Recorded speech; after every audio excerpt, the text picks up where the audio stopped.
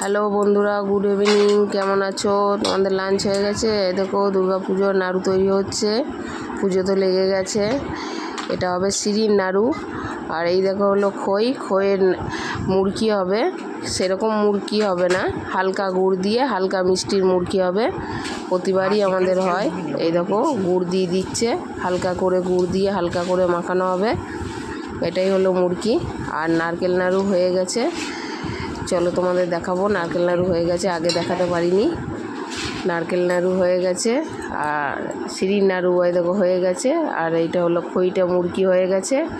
আর তোমাদের দেখাবো, এই দেখো যাদের নখকুনি আছে তাদের জন্য এই গাছটি দেখে নাও। এটা হলো মনসা গাছ। এই গাছের আঠা যদি লাগানো যায় নখকুনি একবারের জন্য ভালো হয়ে যায়। আর এটা হলো তেজপাতা গাছ। আর দেখবে কত দোপাটি ফুল ফুটেছে, কত সুন্দর লাগছে। কেমন লাগলো কমেন্টে জানিও।